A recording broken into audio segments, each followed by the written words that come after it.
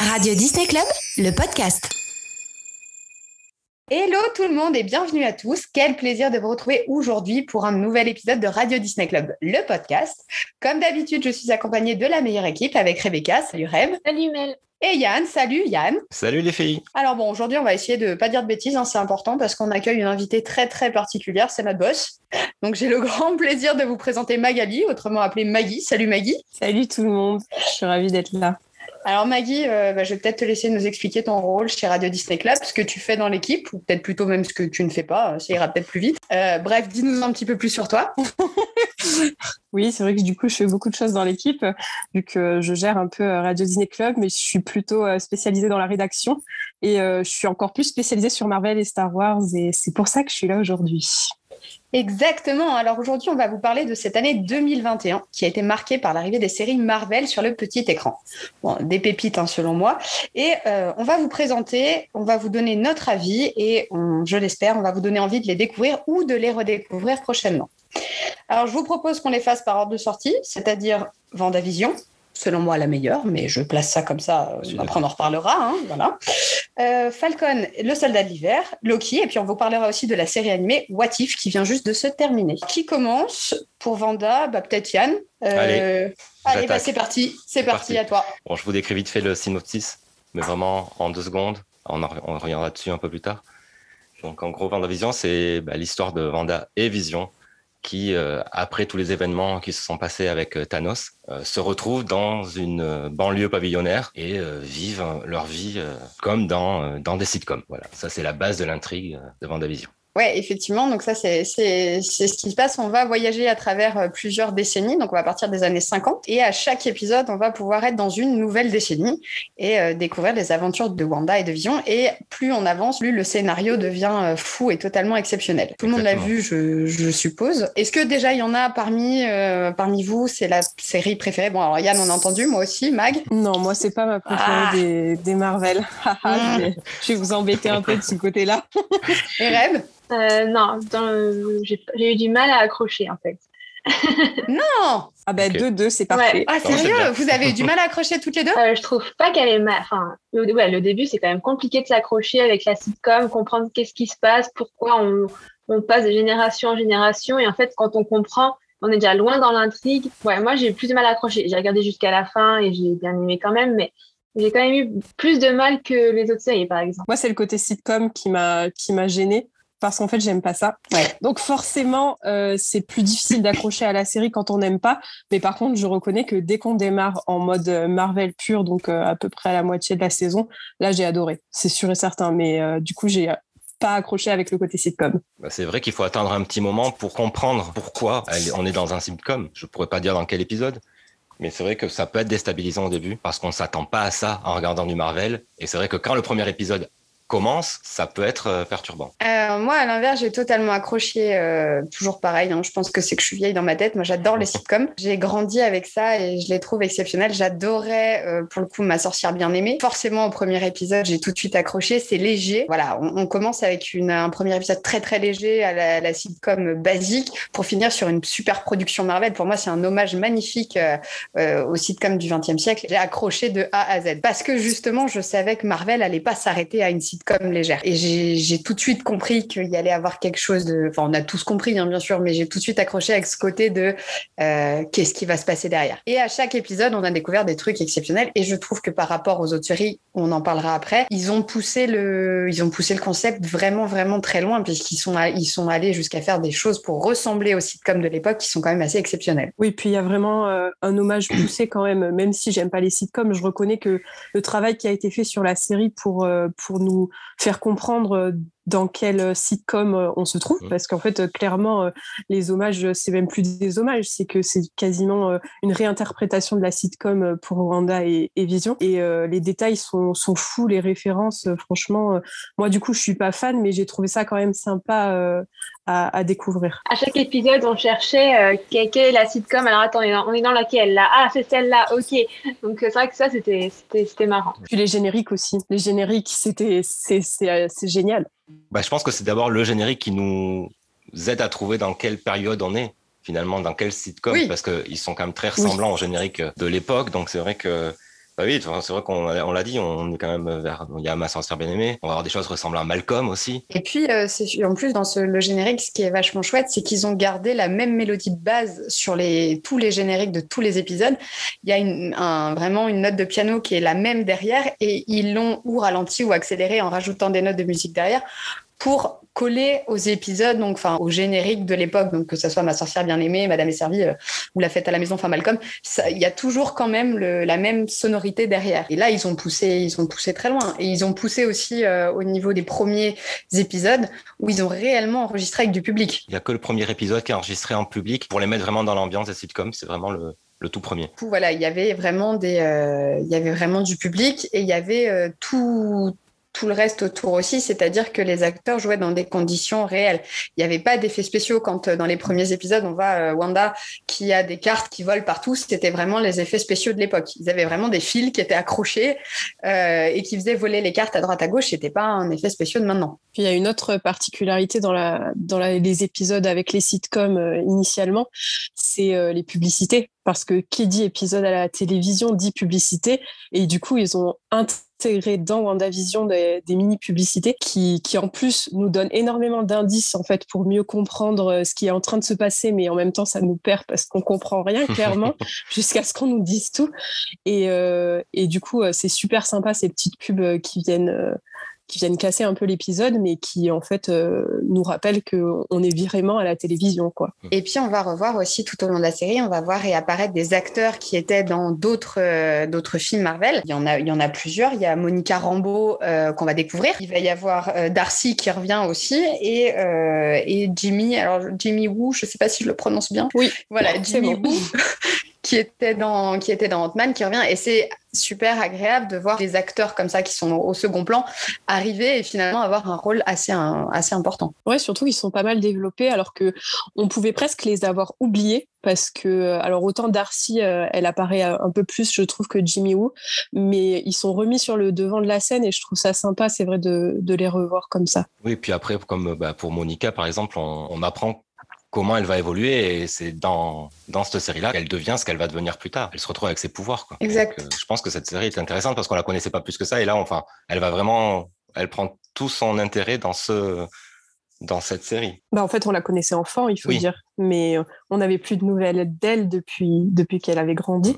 Donc c'est vrai que là, on sait qu'on va la revoir, surtout. Et puis il y a quand même un super personnage, c'est Agatha. Agnès. Ah, c'est le must de la série. Agatha, c'est ce qui fait tout le charme pour moi de la série. Hein. Ah bah oui, effectivement, elle est à tous les épisodes, elle évolue et elle-même disait d'ailleurs dans une interview qu'elle était comme un oignon. À chaque épisode, t'enlèves une couche pour à la fin avoir vraiment la méchante, enfin la seule et unique. On comprend pas toujours au début, on sait pas si elle est méchante, si elle est gentille, on sait pas trop où on va. Et finalement, c'est exceptionnel. C'est qu'elle est très gênante au début. Tu sens que c'est vraiment la voisine qui est tout le temps là et qui est gênante dans ses regards, dans les phrases qu'elle peut dire.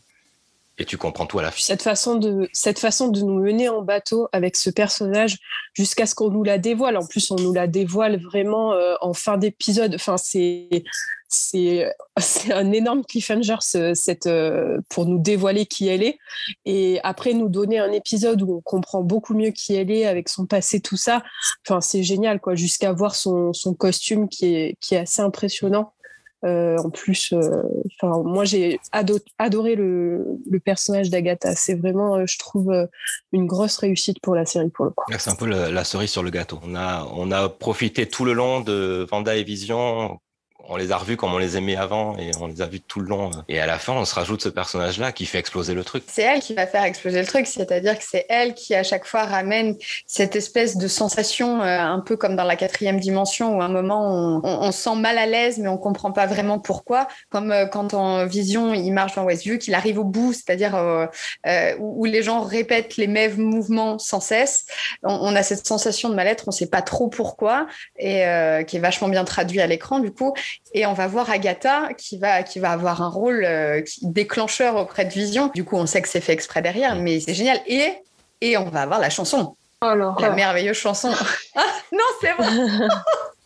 Ah, mais moi, Rebecca déteste. Ah, j'ai détesté l'arrivée d'Agatha. Oh, j'ai trouvé ça d'un ridicule. J'ai pas accroché. Alors, déjà, j'avais pas accroché à la série, mais alors, j'ai pas accroché du tout. J'ai trouvé ça ridicule. Ah, j'ai pas aimé du tout. Donc, ça, depuis tout à l'heure, je boue parce que je vous entends adorer ce personnage. Alors, le personnage en lui-même, oui, effectivement, il apporte quelque chose et voilà. Mais alors, l'arrivée, c'était une catastrophe. Et justement, moi qui n'accrochais pas, je me suis dit, mais qu'est-ce que c'est que ce truc? Bah, c'est un retour à la sitcom, en fait. Oui, mais alors là, À ce point-là, c'est compliqué après, quand même. la chanson est plus originale et rigolote que c'est vrai que Elle reste en que tête. sérieuse. Elle reste énormément en tête, surtout. La mise en scène, ce côté vraiment extrême, oh là là, catastrophique. C'est surtout que cette chanson t'aide à comprendre qu'elle est là depuis le début. Oui, C'est ça, la chanson dit ça, c'est ça qui est marrant. C'est que puis il nous montre tout au long de la chanson qu'elle était là depuis le début et que c'est elle qui a tout manigancé, qu'elle est toujours en arrière-plan. D'ailleurs, elle a fait, même s'il y a des gens qui doivent penser comme toi, un rêve, je dis rien, mais elle a quand même très très bien fonctionné puisqu'ils l'ont sortie dans les parcs US en tant que méchante à Halloween et ils ont fait un merch aussi sur elle avec le titre de la chanson sur le Spirit Jersey.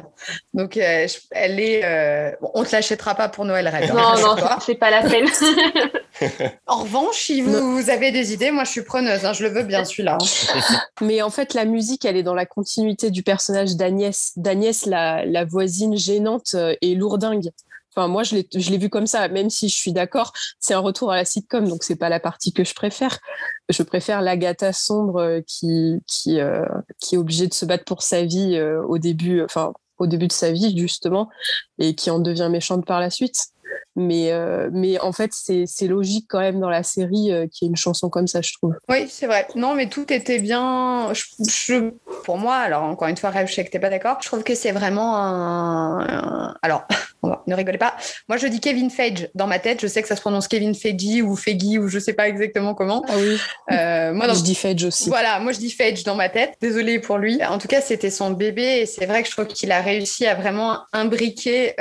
C'est un puzzle, quoi. Mais tout s'imbrique correctement, au bon moment, au bon endroit, jusqu'à arriver à une apothéose, selon moi. et vraiment, c'était pour moi, c'est une série, pour une première série Marvel, c'était époustouflant. Et moi, par contre, là où je suis pas totalement d'accord, c'est que pour moi, Agatha, c'est pas la méchante. Ah. C'est pas la vraie méchante. Mais elle va bientôt avoir une série. Oui. Donc, on pourra savoir. Normalement. Ouais. Si elle arrive à se dépêtrer du sort qu'on lui jette à la fin. De toute façon, on va avoir Vision. On a un deuxième Vision qui est parti. Donc, on va sûrement retrouver plus tard. Donc, on va sûrement retrouver Vision plus tard. On retrouvera Wanda aussi. Et on retrouvera aussi, Monica. Qui est officiellement annoncée dans The Marvels, qui est la suite de Captain Marvel. Oui, et ce qui est normal. Et ce qui est bien. Oui. Bah voilà, c'est pas mal, moi, je trouve. On a bien résumé la série. Donc, tout le monde est pour, sauf Fred. Et Mag, mitigé. Ouais, moi, mitigé. Mais mon côté fan Marvel garde toujours la partie Marvel pure quand on revient dans la vraie vie de la série. J'ai adoré quand même. Quand on commence à sortir de la sitcom et qu'on arrive à la super prod Marvel. Ça. Moi, mon seul problème, c'est que j'aime pas les sitcoms. Mais du coup, c'est très personnel. C'est pas du tout objectif. Une chose qu'on n'a peut-être pas dit, c'est que ça se base, c'est très proche de certains comics, pour le coup, cette série. Surtout House of M, où l'histoire est très ressemblante à ce qui se passe dans la série. Parce que pour le coup, c'est un peu pareil. En fait, c'est Wanda qui ramène Vision à la vie. En plus, le personnage, Wanda, quand on a commencé à les découvrir, le personnage d'Elisabeth Olsen, je vais dire Marie-Kate et Ashley, rien à voir. C'est pas les mêmes sitcoms. Non, pas rien à voir. On n'est pas très loin dans l'arbre généalogique. Quand elle a commencé à apparaître, c'était pas sûr qu'on allait la revoir autant que ça, jusqu'à ce qu'elle ait sa propre série. Au début, elle a eu un petit rôle et puis après, on lui a laissé de la place et on l'a laissé évoluer aussi comme elle l'entendait. Et c'est ça qui donne la beauté de son personnage aussi aujourd'hui. Oui, puis on sent que, vu comment termine la série, on sent qu'elle peut exploser plus tard et avec vraiment... en maîtrisant complètement ses pouvoirs. Elle revient comme une super-héroïne, du coup, on le savait déjà, mais là, maintenant, ça y est, c'est la sorcière rouge. C'est plus que Wanda, que la fille qui a des pouvoirs, qui est amoureuse de Vision. On est au-dessus. Alors, même si, en tant que fan de Marvel, on le sait forcément un peu, voilà, là, ça y est, c'est officiel, c'est la sorcière rouge. Elle a son costume. Elle a son costume, c'est elle et c'est personne d'autre. Par contre, pas sûr que ce soit une super-héroïne, pour le coup. D'être une super vilaine. Ah, je sais pas, on verra. On verra. Faut attendre Doctor Strange 2. Ouais, on verra. Voilà, c'est vrai que, bon, on en parlera tout à l'heure, mais dans What If, elle a pas un beau rôle. Hein. La pauvre, elle prend un peu cher. Ouais. Elle prend cher, ouais, effectivement. C'est pas Jojo. Bon, très bien, bah, pour Wanda, c'est fait. On va pouvoir passer à la deuxième qui est sortie. Donc, c'était Falcon et le soldat de l'hiver. Qui se lance? Maggie? Bah ouais, du coup, ça va être moi, parce que je sais que je suis la personne qui a le plus aimé, je pense, cette série-là. Oui. Parce que pour moi, c'est une série 100% Marvel. Donc, j'ai beaucoup aimé. Donc, pour la résumer un peu rapidement, ça se passe pareil que WandaVision, juste après les événements d'Avengers Endgame. Et en fait, la problématique principale de la série, c'est que le retour de la moitié de la population sur Terre a causé beaucoup de problèmes au niveau des populations, des jobs. C'est énorme les problèmes que ça pose. Et du coup, il y a des groupes terroristes qui se forment un peu pour se battre contre tout ça. Des groupes terroristes qui ont accès à des pouvoirs qu'ils ne devraient pas avoir. Et du coup, on a le retour de Bucky Barnes, qui initialement du coup est le soldat de l'hiver toujours, avec Sam Wilson, Falcon, pour se battre contre ces terroristes. Donc deux personnalités totalement différentes qui s'opposent même, mais liées par Captain America et l'amitié qu'ils avaient avec lui, et qui donc s'allient ensemble contre ces méchants. Oui, c'est ça. En fait, c'est vrai qu'on va avoir ces deux personnages. On va avoir Sam qui cherche à savoir son futur, et on a Bucky à l'inverse qui cherche à comprendre son passé. Et c'est vrai que tous les deux, ils sont quand même très opposés. Il y a que le fait qu'il y avait Steve Rogers à un moment qui était là et qui les rassemblait. Steve Rogers n'est plus là. Et finalement, ils vont faire un vrai duo de choc, et c'est vrai qu'ils vont nous emmener dans leurs aventures. On aime ou on n'aime pas. On va demander à Reb ce qu'elle en pense. Alors, pour le coup, j'ai mieux aimé. J'ai mieux aimé cette série. J'ai bien aimé surtout tous les retours. Pour le coup, on a encore plus de retours de personnages que dans WandaVision. On voit dans les Dora Milaje, j'avais perdu le nom. Donc les guerrières du Wakanda. Voilà, du Wakanda. Je perds mes mots. On voit qu'elles reviennent justement pour récupérer le méchant qui a tué leur roi. On voit le retour de Sharon Carter. Moi, j'ai adoré, j'adore ce personnage, donc j'étais ravie de la revoir. Surtout qu'il a une énorme évolution en plus. C'est ça. Je pense que ça annonce du bon pour la suite, personnellement. Mais... Donc, pour le coup, j'ai préféré cette série. Oui, puis dans les retours, il y a quand même un des méchants les plus emblématiques de Marvel qui revient, qui était enfermé depuis pas mal de temps et qu'on voit réapparaître. C'est quand même Baron Helmut Zemo, ex-d'Hydra, qui débarque et qui a un rôle fabuleux parce qu'il passe de vrais méchants que tout le monde déteste, à un personnage qui a finalement été adulé par le public. Et c'est ça, c'est fou. C'est pas mal. Ouais, je trouve que c'est bien fait parce que franchement, initialement, je pense qu'on était tous d'accord pour se dire ah mais non, lui c'est pas possible, on peut pas.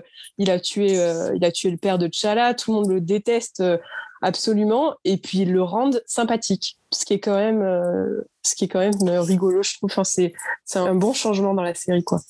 Ah oui, il devient clairement attachant. Hein. Il y a plusieurs moments où il se retrouve, on a peur pour lui. Et c'est dingue comme situation parce que effectivement, avant, on aurait plutôt prié pour qu'il meure et on aurait été content qu'il y passe. Et là, non, on se retrouve dans une situation où on a peur pour lui, on espère qu'il va aller bien, et on a de la compassion. On comprend même un moment quand il s'en va, on se dit tant mieux, faut qu'il s'échappe, c'est bien qu'il parte.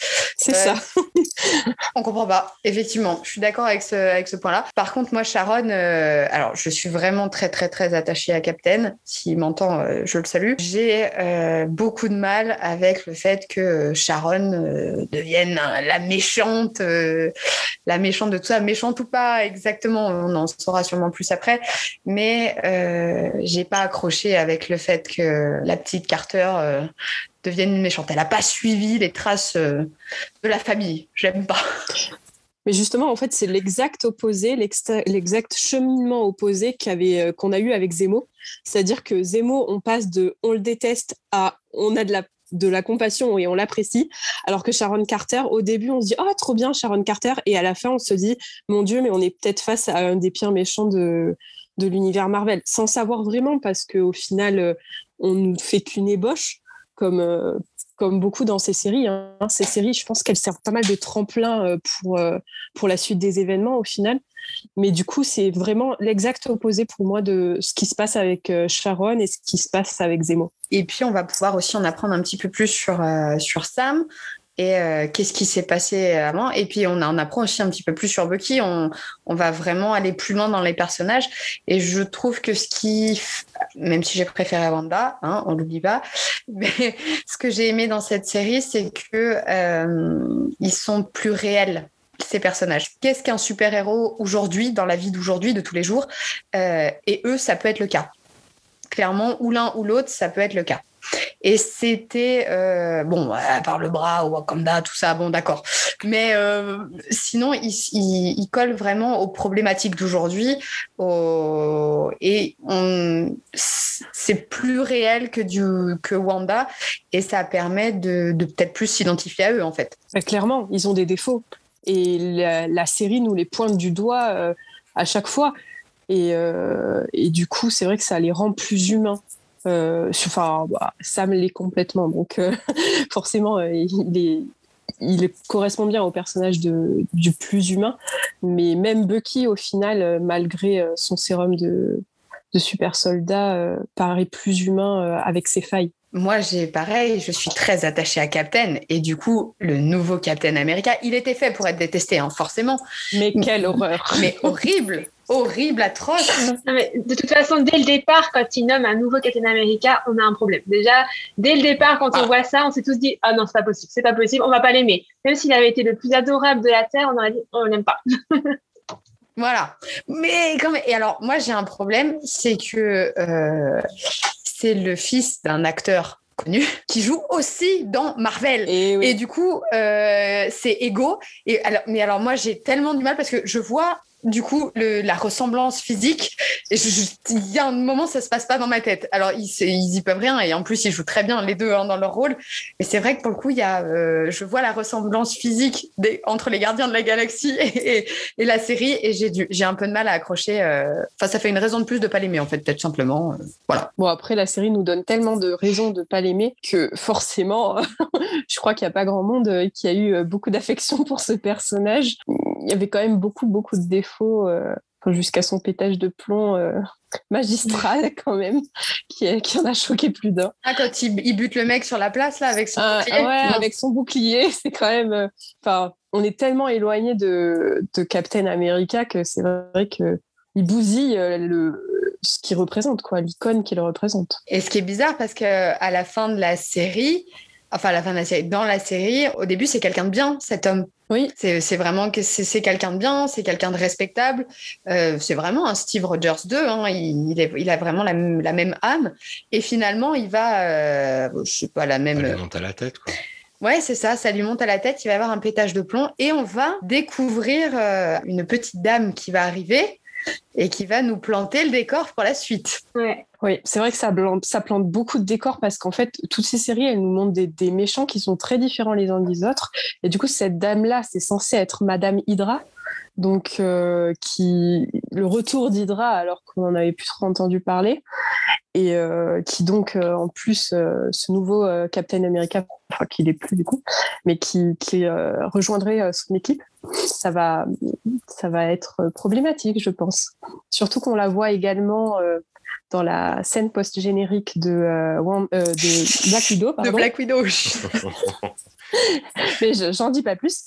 Mais du coup, ça montre encore le lien qu'il va y avoir entre les films et les séries.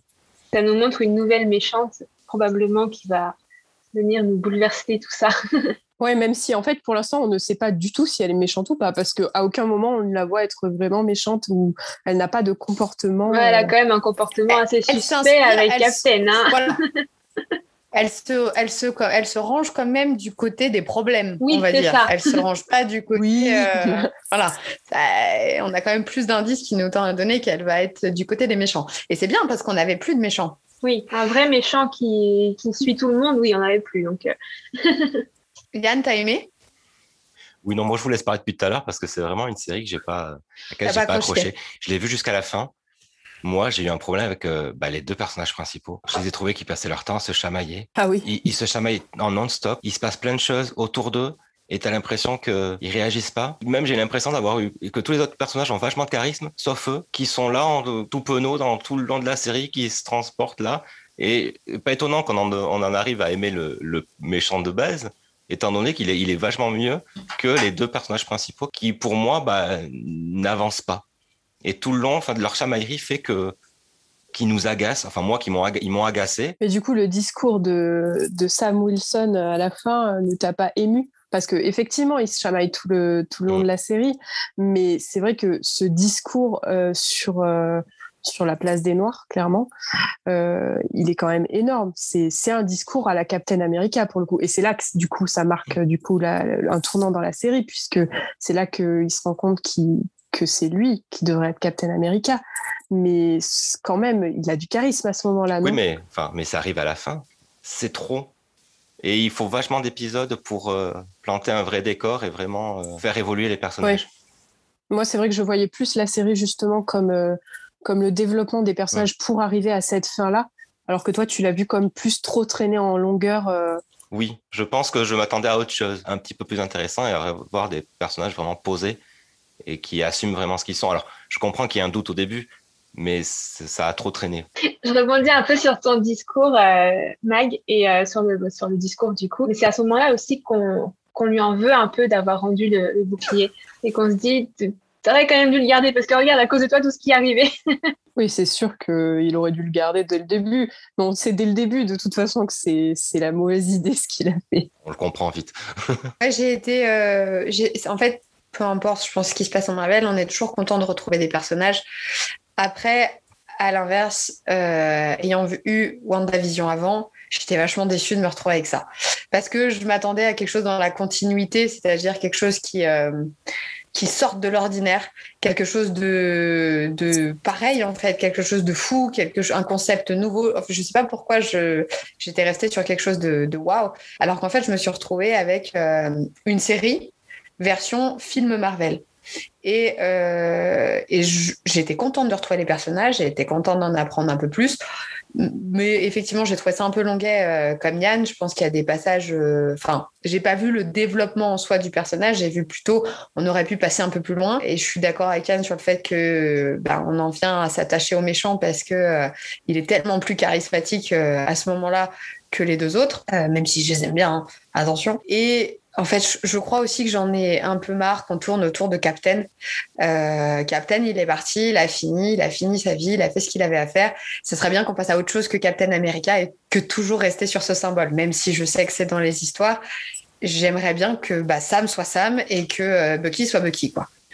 Sans forcément s'attacher au personnage de Captain America. Il faut savoir pour le coup que la série a été créée comme un film en fait. C'est les réalisateurs qui l'ont dit, hein, que ça a été créé comme un film, donc plus long que d'habitude et qui a été sectionné en épisodes. Donc c'est normal en quelque sorte que ça fasse cet effet-là puisque c'était l'effet escompté. Après, c'est vrai que moi justement, je trouve que le fait qu'elle soit différente de WandaVision et différente de Loki aussi dont on va parler, je trouve que c'est pas mal parce qu'en fait on n'a aucune série qui se ressemble. Oui, ça il y a vraiment 3 univers différents. On a 3 univers, même oui, après il y a... mais effectivement, ouais, il y a vraiment c'est vraiment des univers différents. Donc du coup, Maggie, je crois que tu es la seule à avoir aimé, qui vote pour Falcon et le soldat de l'hiver. Moi je vote pas. C'est pas grave. Voilà.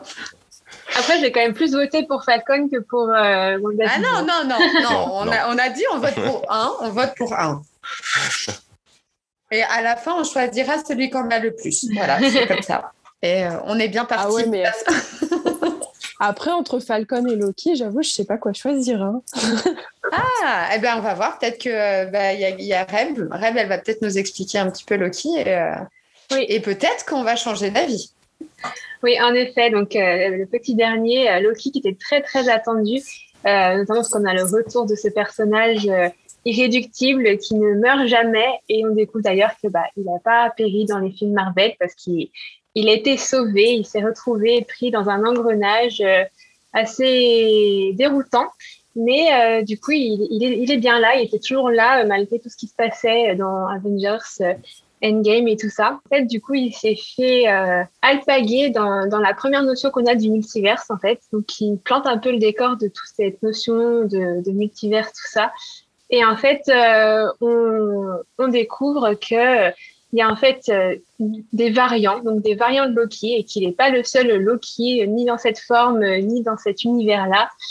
Et donc, du coup, on est un peu emmené dans un univers complètement délirant pour le coup, où on retrouve un Loki femme, un Loki animal, un Loki un peu n'importe comment. Et donc, cette série nous remet en avant le personnage, mais de manière complètement changée. Et pour le coup, le méchant, quand même parfois été méchant dans le film Marvel, n'est plus du tout méchant. Là, c'est une victime et voilà.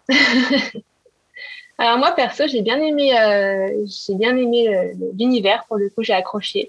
J'ai bien aimé les épisodes et je trouve ça un peu déroutant par moments, comme je l'ai dit plusieurs fois d'ailleurs, mais j'ai beaucoup aimé. Moi aussi, j'ai beaucoup aimé. C'est vrai qu'on nous mène encore une fois beaucoup en bateau, plus comme dans WandaVision, parce qu'au final, c'est vrai que Falcon, on nous mène moins en bateau quand même. Mais c'est vrai que Loki, par contre, on est vraiment baladé. Plus que le multivers, c'est ces histoires de temporalités différentes qui nous sont contées là, sans qu'on sache même à la fin vraiment ce qui se passe. Parce que même à la fin de la série, on est laissé un petit peu dans le flou, ce qui est assez intéressant quand même. Mais c'est vrai que c'est un principe qui est super intéressant de se balader dans ces temporalités différentes, de découvrir d'autres facettes de Loki que le méchant, sournois, malin. Un Loki qui a pas mal vieilli aussi. Puisque qu'on parle physiquement ou non, c'est vrai que le personnage du coup est un peu plus mature de toute façon. Puis en plus après il y a cette Loki féminine qui change vraiment la donne pour le coup. Je sais pas ce que vous en avez pensé, mais je trouve que c'est un personnage qui est assez fabuleux, la Loki femme. Sylvie. Ouais, Sylvie. Donc, donc c'est dans un univers où Loki a décidé que non, il ne serait pas un homme, mais qu'il serait une femme. Et le développement du personnage est assez incroyable, je trouve. J'adore cette version-là. Moi, j'ai bien accroché avec Sylvie, mais je crois que j'ai accroché autant avec l'Alligator qu'avec. J'ai accroché avec toutes les versions de Loki. Hein. L'Alligator, c'est exceptionnel. Ouais. Moi, j'adore Loki, donc il y avait pas de problème, peu importe la version. Ils sont fourbes et ça me plaît énormément. J'ai aimé le TVA, tout ce qui est mis en place autour du TVA. J'ai vraiment vraiment accroché. C'est le premier épisode, c'est un petit peu compliqué. On fronce un peu les sourcils de temps en temps parce qu'on n'a pas tout compris. Puis après au deuxième, ça y est, c'est parti. Après au troisième, et là, ça y est, on est dans l'engrenage. Le TVA, on a l'impression d'y être, on comprend ce qui se passe, on est vraiment plongé dedans. J'ai suivi, j'ai vraiment accroché. Par contre, c'est vrai que pour moi, il y avait des incohérences au niveau du personnage de Loki. C'est-à-dire que pour nous, dans notre tête, on se finit sur Endgame où Loki est gentil. Et on oublie que Loki, dans les premiers, il est méchant. Il tue Coulson. C'est vraiment quelqu'un qui est très, très méchant. Hein. On l'aime pas, Loki. On l'aime pas. Il est charismatique comme méchant, mais je veux dire, ça reste quelqu'un de foncièrement mauvais. Et là, on a cette vision dans la tête de Loki à la fin, voilà, tout ça, qui va mourir avec Thanos, c'est fini, c'est la dernière fois. Finalement, on apprend que non, hein, mais on a cette vision assez gentillette de Loki pour finalement arriver au moment du TVA et on n'arrive pas, le TVA ne serait pas à ce moment-là. Le TVA serait avant.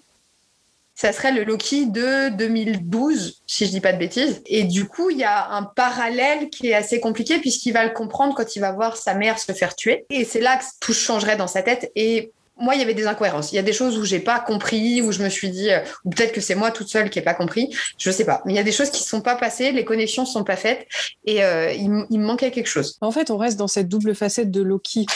On sait jamais sur quel pied danser avec le personnage du début à la fin, depuis qu'il est arrivé en fait dans l'univers Marvel. Et je pense que la série essaye de nous montrer ça, et c'est vraiment ça tout du long de la série. On sait jamais si au final il est gentil, il bosse pour lui, il bosse pour un autre, est-ce qu'il a une idée derrière la tête. En fait, on reste toujours dans cet aspect-là du personnage. Après, je suis d'accord, c'est vrai qu'on l'avait quitté gentil, et là il recommence à être méchant.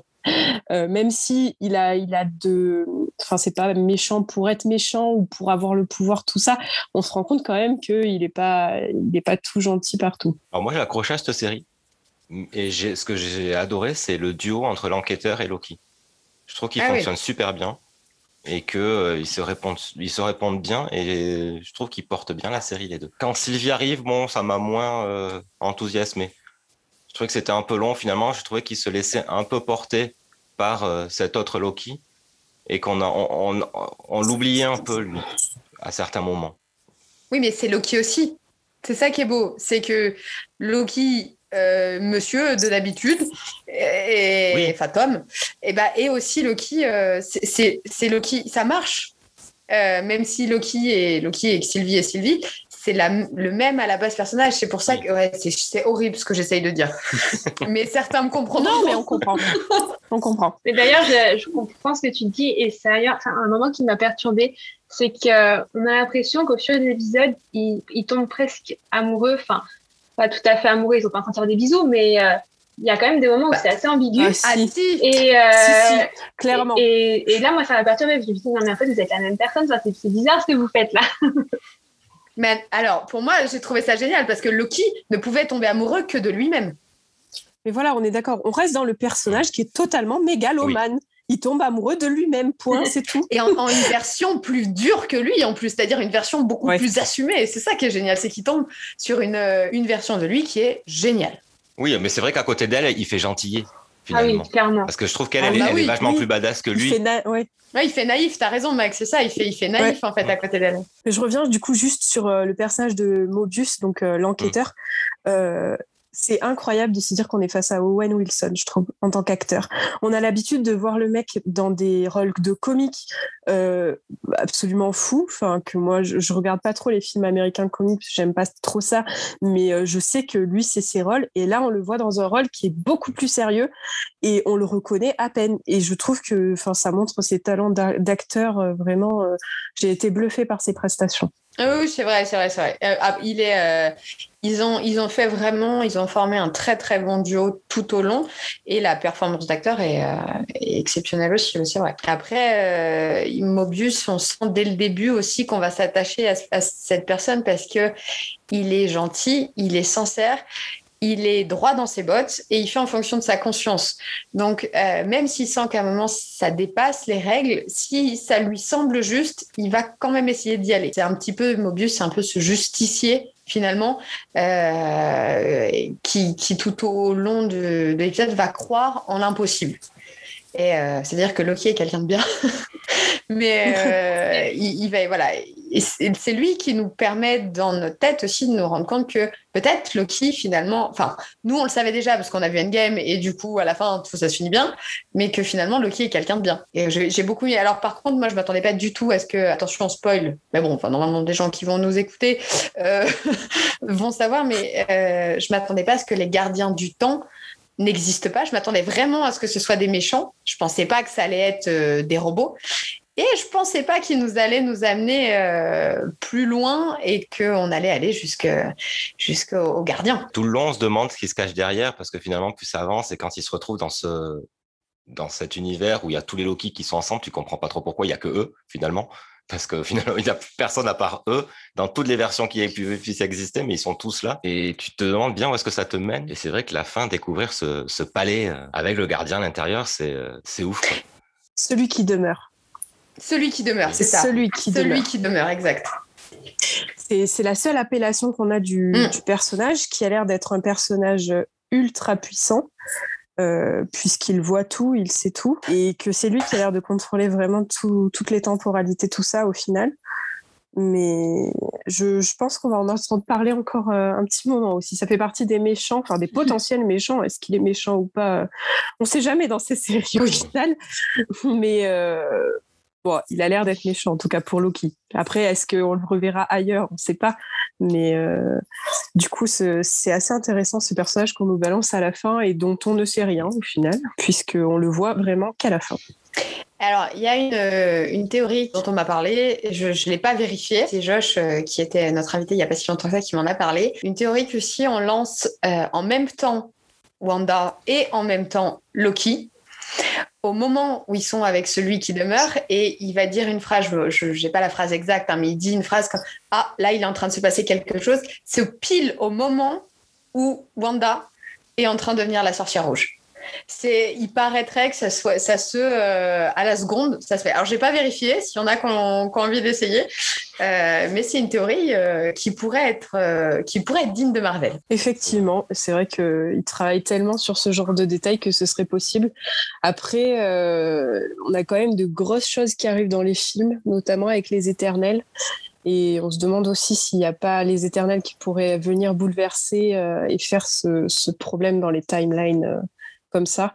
Je pense qu'il y a des millions de possibilités, comme d'habitude chez Marvel. Oui. On en saura plus forcément à un moment donné, mais on ne sait jamais quand. Du coup, qui vote pour Loki? Moi. Maggie, il va falloir décider. On a que Reb. Je vote pour Loki. Ah. Donc on a 2 Loki et 2 Wanda. Ouais. Adieu Falcon et le soldat de l'hiver. Lui, par contre, c'est unanime. Bah, oui, forcément. Bah, pour moi, Loki est plus original que Falcon, c'est vrai. Après, j'ai adoré voir Falcon, mais Loki, le fait qu'on nous mène en bateau comme ça, moi, c'est ce que j'aime, c'est faire des milliers de théories qui se retrouvent tuer l'épisode d'après. Et du coup, c'est pour ça que je choisis Loki. Après, je pense aussi qu'on a envie de s'évader et quand on regarde une série, et encore plus quand on regarde du Marvel, je pense, ce qui fait que ça rend le soldat de l'hiver finalement trop ancré Réaliste. dans la réalité. Et on s'évade pas, alors que dans Wanda et ses pouvoirs, ou dans Loki et le multivers et le fait qu'il voyage comme ça, bah, on s'évade complètement en les regardant. Et je pense que c'est ce qui manque au soldat de l'hiver. Et après, le soldat de l'hiver, c'est aussi, comme tu disais Max, c'est tourné comme un film à rallonge. Et peut-être que ça ne contenait pas non plus un format série. Parce qu'un format série avec un épisode par semaine sur un contenu pareil, c'était quand même plus compliqué à s'accrocher et peut-être à adhérer pour une série. Donc, c'est peut-être pour ça qu'on s'est plus tourné tous vers des formats qui sont vraiment séries avec vraiment un début, une fin à chaque épisode. C'est vrai. En tout cas, Falcon est éliminé et ça me va très bien. Et on va vous parler un petit peu aussi de What If. Donc, il y a une série animée. Alors, pour le coup, jusqu'à il y a 2 semaines, j'allais dire que j'étais pas emballée par la série. Après le dernier épisode, mon avis a totalement changé. Tout le monde l'a vu? Oui. Non. Pas en entier. Enfin, j'ai commencé le premier épisode. Ouais, voilà. Et t'as pas adhéré? Alors, j'ai pas aimé le style de dessin. J'ai pas accroché. Ah. Et j'ai pas accroché au fait que ce soit un SI aussi négatif que s'il avait pas existé. Enfin, en tout cas dans le premier épisode. Donc j'ai pas du tout accroché et j'ai trouvé sans intérêt particulier. Vas-y, Mag. Il y a énormément de choses à dire sur cette série. En fait, les épisodes sont très inégaux pour moi. Et effectivement, le premier est un des plus mauvais à mes yeux. J'aurais peut-être dû insister. Mais oui, mais parce qu'en fait, il est trop copié-collé de Captain America. Clairement. En fait, on nous bascule juste le personnage de Captain Carter à la place de Captain America. Mais par contre, il y a des épisodes qui sont totalement différents, qui prennent des SI, qui nous embarquent dans des univers complètement parallèles. On en a même un où Thanos est gentil. Donc c'est affolant de voir ça. Moi, ce que je reproche à la série, c'est qu'en fait, on ait besoin d'arriver aux 2 derniers épisodes pour comprendre l'intérêt qu'elle a. On comprend pas l'intérêt de la série jusque quasiment au bout. Et puis les 2 derniers épisodes, on nous lit tout ensemble. Et là, on se rend compte qu'en fait, la série est absolument indispensable à voir, même pour la suite du Marvel, de l'univers Marvel, parce que tout est lié. Vraiment, tous les épisodes sont liés. Mais je trouve que c'est du coup ce qui est dommage dans la série, c'est qu'on soit obligé d'arriver à la fin pour comprendre. Et effectivement, cette inégalité un peu de scénario. Par contre, moi, je suis pas d'accord avec toi. J'ai adoré l'animation. J'ai trouvé que on reconnaissait super bien les acteurs. Et moi, même si c'est assez simpliste, on est d'accord, moi, ça m'a bien convenu. Donc, voilà. Moi, j'ai quand même bien aimé l'animation. Bah, pareil, je suis un peu dans le même cas qu'Yann. J'ai été un peu plus loin, mais j'ai pas accroché non plus. Moi, déjà, le format dessin animé, j'ai plus de mal. Je me suis vue un peu dans une reprise de Star Wars Rebels, la série animée de Star Wars, à laquelle j'avais pas accroché non plus. Donc, du coup, je me suis trouvé ça compliqué de m'intégrer au personnage. J'aime pas trop, en plus, cette façon de changer les caractères des uns et des autres et les histoires des uns et des autres. Donc, j'ai pas accroché. Du coup, j'ai pas vu les 2 épisodes. Faudrait que je m'accroche et j'aille voir jusqu'à la fin, parce que là, vous écoutez, c'est vraiment là que tout se joue. Donc, il faudrait que je m'accroche. Ouais. Mais, non, du coup, je vais pas donner à part que j'ai pas accroché, j'ai pas donné un avis très constructif. Non, mais moi, j'avoue avoir peiné sur certains épisodes. Il y en a que j'ai beaucoup aimé et d'autres où je me suis dit, je ne vois pas l'intérêt. Il y a celui de Carter, celui de Thor. J'ai cru que j'allais le baffer du début à la fin. Il est tout simplement insupportable. Et après, j'en ai trouvé d'autres qui étaient beaucoup plus sympas. Mais bon, du coup, il faut voir jusqu'à la fin pour comprendre toutes les conséquences que ça peut avoir. C'est surtout ça. En fait, la série, elle est juste là pour ça, pour nous montrer les conséquences du multivers. Moi, j'ai beaucoup de mal avec le dessin animé aussi. L'animation, c'est pas quelque chose qui me plaît. Le premier épisode m'a insupporté au plus haut point, étant donné que je suis fan de Captain America. Et malheureusement, toute la série, jusqu'à la fin, c'est le mec... pour moi, le meilleur héros de tous les temps. À chaque fois, quoi qu'il arrive, ça se finit mal pour lui. Et j'ai vraiment eu du mal avec ça parce que déjà dans les Marvel, de base les films Marvel, on attend Endgame pour qu'il ait une fin heureuse. Il galère quand même pas mal avant. Et là, on nous met... Et si je m'attendais à avoir quelque chose de positif, je vois Agent Carter, machin, je me suis dit, ah là, ça y est, on va avoir enfin les deux. Et si ça s'était... Et pas du tout. Le pauvre, ça se passe encore pas bien. On le retrouve un peu plus tard où ils sont tous en zombies, là. Ça se passe aussi très mal pour lui. Pareil, épisode où j'ai pas bien accroché. Hein. Le coup des zombies, c'était un petit peu... du coup, c'est spécial. On comprend pourquoi et ça me va. Mais sur le coup, c'est très spécial. Et il y a... et puis après, il y a des épisodes alors qui sont... je dirais pas qu'ils sont sympas, mais qui sont légers. Le coup de, effectivement, Thanos qui boit un coup avec T'Challa parce que T'Challa a été pris à la place de Star-Lord, c'est marrant, c'est sympa, c'était pas mal. Après, j'ai pas non plus accroché. Par contre, les 2 derniers épisodes m'ont réellement fait changer d'avis sur toute la série.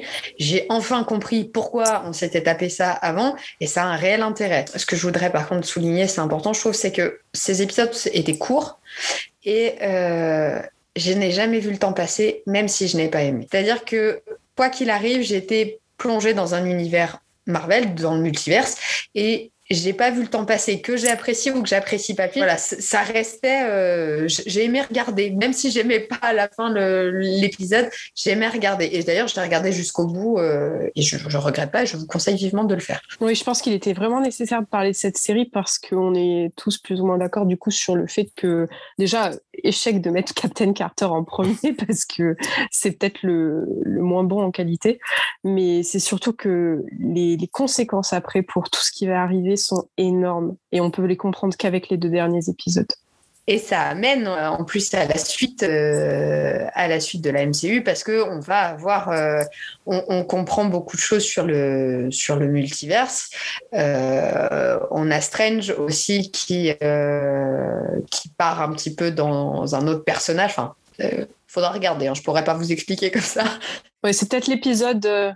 C'est un des épisodes les plus importants, celui sur Strange, voilà. Je pense. Strange nous emmène dans une autre facette de lui et ça nous lance, on comprend que ça nous lance sur la suite, ça nous lance sur ce qui va arriver derrière.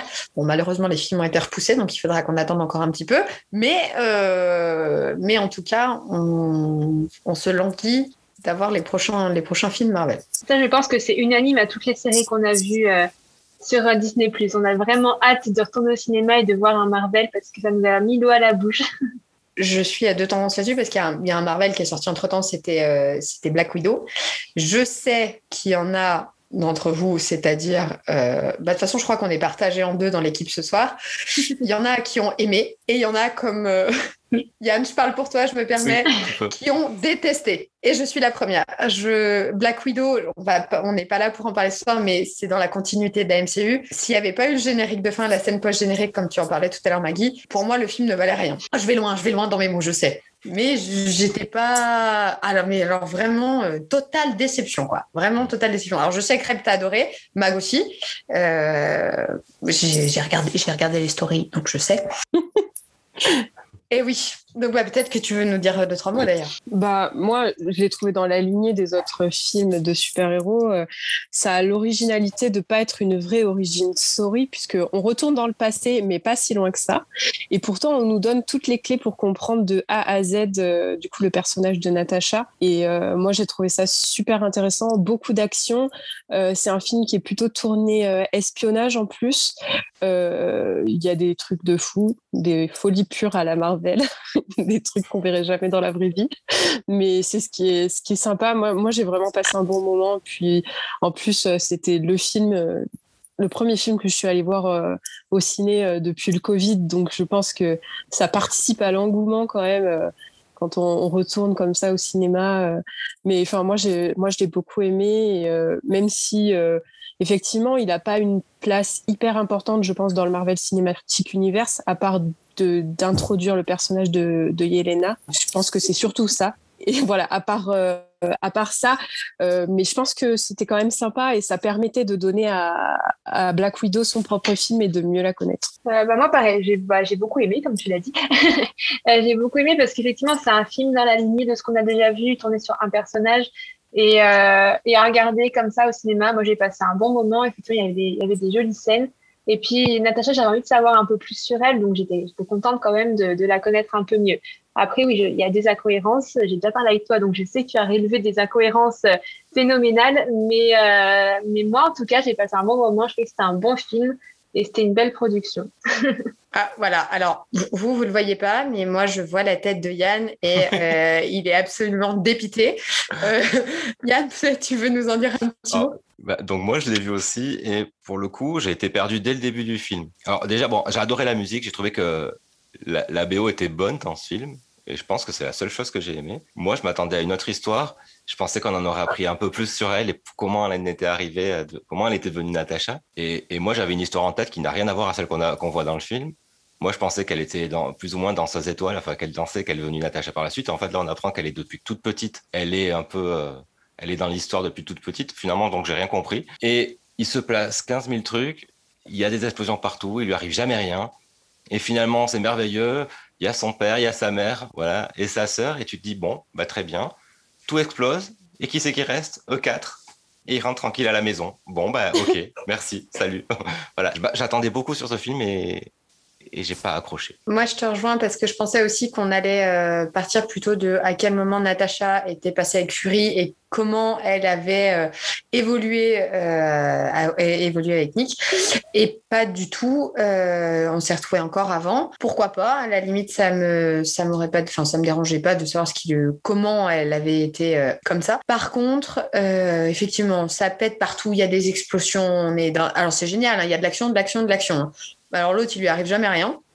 Des fois, elle tombe. D'ailleurs, il y a même des moments dans le film où sa sœur essaye de tomber de la même façon qu'elle et de revenir à la même façon. Ils en jouent, mais ça reste, ça reste improbable la plupart du temps. Et moi, j'ai relevé bien trop d'incohérences, dont celle qui m'a le plus dérangée, mais vraiment dérangée, c'est le côté familial qu'elle a, pas avec sa sœur, parce que pourquoi pas, mais avec son père, sa mère. Quand à la fin, ils s'en vont tous les quatre et qu'il reste que tous les quatre, comme tu disais, Yann, à un moment, Natasha, elle va quand même se suicider pour sauver toutes les planètes de la galaxie entière, enfin de toutes les galaxies, à la place de Barton. Et elle, quand il y a son enterrement, il n'y avait personne. Enfin, même avant son enterrement, on va aller la rechercher. Tout le monde dit Hulk, on va aller la chercher. Et tout le monde dit elle avait pas de famille. Non, elle avait que nous. Pourquoi à un moment, voilà, l'enterrement, à la fin, bon, machin, l'autre, elle est allée voir sa tombe, sa sœur, elle va voir sa tombe quand tout le monde est parti. Puis on retrouve la dame de Falcon et Soldat de l'hiver à la fin qui revient. Désolée pour la scène post-générique, le spoil. Mais c'est trop. Ça marche pas. Ça marche pas. On peut pas avoir Natasha qui a pas de famille tout le long. On sait qu'elle a pas de famille, on sait qu'elle a personne. Elle est capable de se suicider parce qu'elle n'a personne. Elle laisse Barton parce que Barton a de la famille. Et d'un seul coup, pouf, elle a un papa, une maman, une sœur et oh là, c'est la famille. On joue sur le côté familial.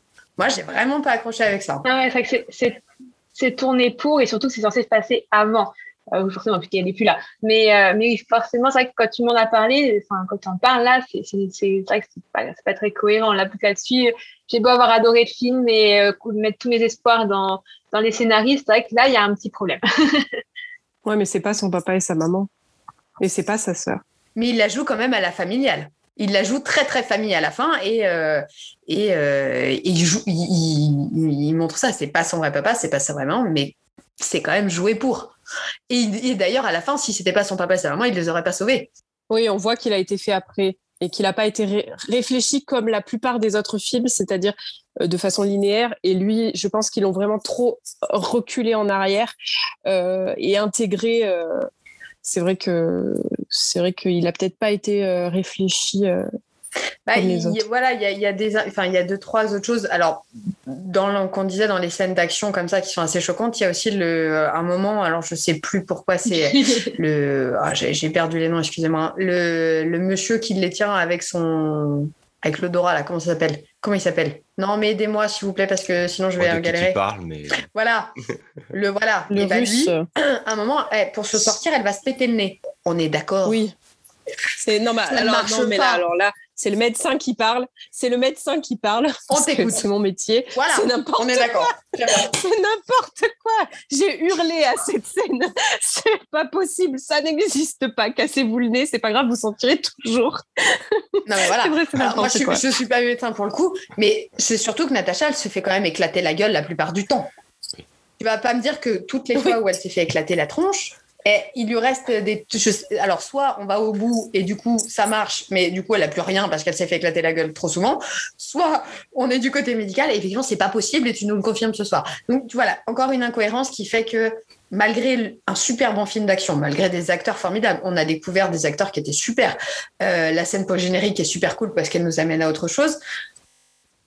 Mais en soi, trop d'incohérences et pas l'habitude avec Marvel. Avec Marvel, on a plutôt l'habitude d'avoir des liens entre chaque truc, des moments, et où on se dit oh là là là là là là. Enfin voilà, sur plein de choses, on s'y attend pas. Et là, j'ai été déçue. J'ai vraiment été déçue. Et j'espère que ce sera pas pareil avec Strange, hein, parce que vraiment, je fonde tous mes espoirs. En fait, tu attendais peut-être presque trop, et du coup là, t'as été déçue parce que y a des incohérences et c'est pas normal. Après, comme disait Magali, ce film, on l'a tellement attendu. On a tellement attendu qu'il sorte, qu'il arrive. Alors moi, je suis pas allée au ciné. Moi, je l'ai vu sur Disney+ Belgique. Et du coup, j'ai été déçue j'ai été déçue. Parce que peut-être j'en attendais trop, hein, comme Falcon qui est passé après Wanda, où du coup, je m'attendais à autre chose. Peut-être que c'est l'enchaînement qui a fait que j'ai été déçue. Mais toujours est-il qu'il y a ces incohérences et que je ne reviendrai pas dessus. Voilà. C'est bien parce que personne ne me répond, ce qui veut dire que j'ai gagné. Moi, t'avais pas à me convaincre, donc c'est bon. Non, mais de toute façon, moi, c'est clairement pas mon film préféré non plus dans l'univers Marvel. Hein. Donc après, j'ai passé un bon moment. Mais... Oui, c'est ça. Je pense qu'on peut le résumer. On a passé un bon moment. C'est pas mon préféré. Eh ben, je crois qu'on a tout dit. Maggie, peut-être que tu pourrais nous dire, il y a des séries qui arrivent prochainement? Oui, ça va arriver assez vite puisque dès le 24 novembre de cette année, on va pouvoir découvrir Hawkeye. Donc, il y a une série sur Clint Barton et son passage de flambeau à une nouvelle héroïne. Il y aura 2 épisodes lors de la sortie. Donc, on va pouvoir découvrir ce nouvel univers. Et ensuite, il devait y avoir Miss Marvel même avant Hawkeye. Mais les équipes ont besoin d'un peu plus de temps pour finir le projet. Donc, ça arrivera qu'en début d'année prochaine. Après, il y a de nombreuses séries qui sont en projet, mais ce sont les 2 prochaines, en tout cas, qui vont arriver sur Disney+. Moi, je veux Agatha. Ouais, mais alors là, je pense qu'il démarre à peine le projet, donc on va attendre. Mais alors pourtant, je suis d'accord, je veux Agatha aussi. En tout cas, on est quasiment sûr qu'il y aura WandaVision une 2e saison, Falcon et le Soldat de l'Hiver une 2e saison et Loki une 2e saison aussi. Donc c'est l'avantage de ça, c'est qu'on ne restera pas sur notre fin et peut-être qui sait qu'au prochain podcast on aura tous changé d'avis en fonction des nouvelles saisons. Ça se trouve, on aura peut-être changé d'avis. On verra, on en reparlera. Je vous assure, ça peut être cool. Mais écoutez, je crois qu'on a fait le tour. Je vous remercie encore d'être là. Maggie, merci d'être venue. Merci à vous de m'avoir proposé de venir. C'était sympa. Et puis, on se retrouve bientôt pour un prochain épisode de Radio Disney Club, le podcast. Salut tout le monde. Salut. À bientôt. Retrouvez tous nos articles sur www.radiodisneyclub.fr.